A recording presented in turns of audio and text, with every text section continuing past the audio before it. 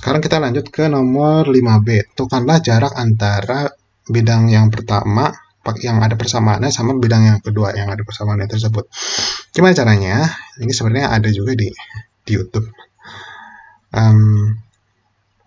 Oke, jadi kita pakai rumus nih. Walaupun nggak to the point ya, kita harus pakai rumus yang mendekati. Jadi pakai rumus antara titik, jarak titik dengan bidang.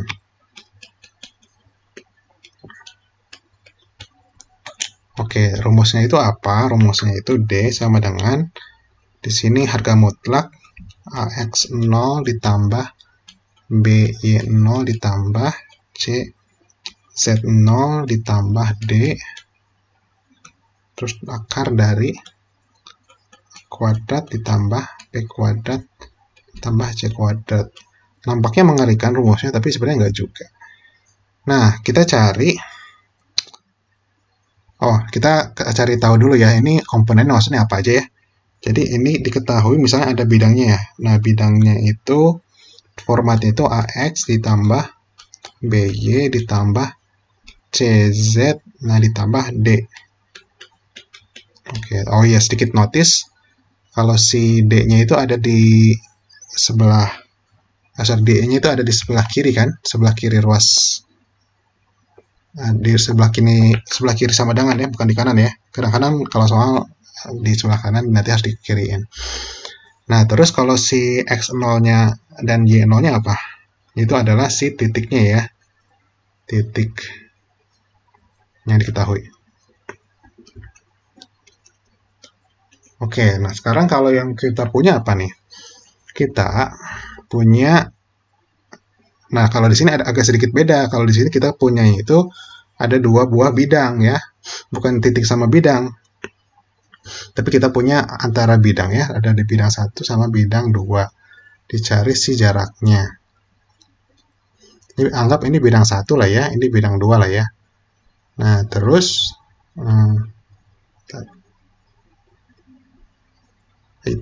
oke. Dicari distance-nya kan? Oke.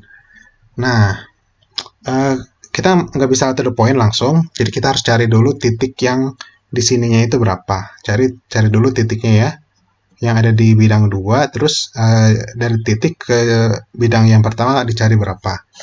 Jadi cari apa nih? Titik di bidang yang kedua ya. Bidang kedua itu yang kedua di sini. Nah, caranya gimana? Sebenarnya kita ambil aja si bebas sebenarnya ya, si ininya, titiknya di mana aja biar gampang.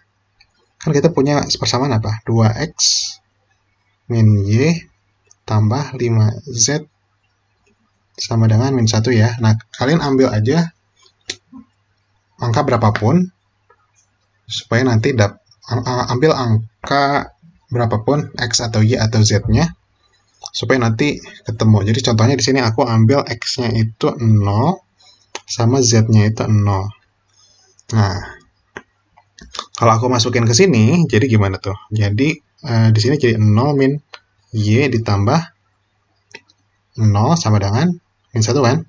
Langsung jadi y-nya itu sama dengan 1. Dan kita dapat titik nih. Kita dapat titiknya itu 0,1 sama 0 ya. Oke, ya udah kita punya titik di bidang 2.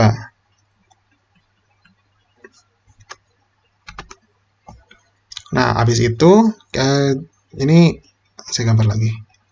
Jadi ceritanya kita udah dapat tadi titiknya ini 0,1 sama 0 ya. Ya udah kita tinggal masukin rumus yang di kiri ya. Nah, ya udah tinggal masukin ke rumus yang kiri. Langsung, nah kita sekarang pakai bidangnya itu yang mana? Bidangnya itu pakai bidang yang pertama kan? Pakai bidang yang pertama ya, jangan pakai bidang yang kedua kan, kalau bidang yang kedua udah dipakai buat nyari titiknya kan. Jadi kita cari di sini kita pakai bidang yang pertama. Oke, udah tinggal masukin aja. Ntar cek dulu ya. Di sini Nah, langsung aja deh, saya tulis ulang aja ya di sini karena tulisannya agak kecil. 4Y min Z sama dengan 8 ya. Nah, cuma kalau kita ngikutin sama formatnya yang di sini, si D-nya itu ada di kiri kan. Nah, jadi mending si min 8-nya kita pindahin ke kiri ya. Biar gampang. Ya udah, sekarang kita udah dapat formatnya udah sama persis kayak di rumus.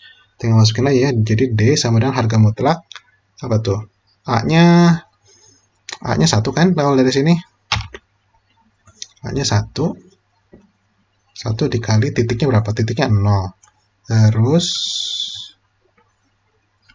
habis itu 4 dikali titiknya berapa? Oh, titiknya 1. Terus min Z min 1 dikali titiknya berapa? Titiknya 0 min 8. Sama dengan, oh ini dibagi ya. Akar dari, sekarang A kuadrat itu 1. Terus B kuadrat 16. C kuadrat itu 1. Jadi akar 18 kan. Yang atasnya berapa tuh? Akar 18 di sini jadi 4 kurangi 8, 4 kurangi 8 jadi min 4. Oh ya, ada harga mutlaknya ya. Jadi di sini langsung aja 4. Ini gimana nih? Ini bisa dibagi bilangan kuadrat nggak? Oh bisa. Nah, jadi langsung aja ya. Jadi 3 akar 2 ya. Udah deh. Ya kalau mau dirasionan boleh, tapi itu terserah kalian. Ya udah deh ketemu. Nah, terus kalau yang 5C itu sama persis, hampir sama persis kayak yang ini, cuma bahkan lebih sederhana karena kalian nggak perlu cari titiknya di mana. Langsung masukin rumus aja. Udah ya, itu kalian kerjain sendiri aja.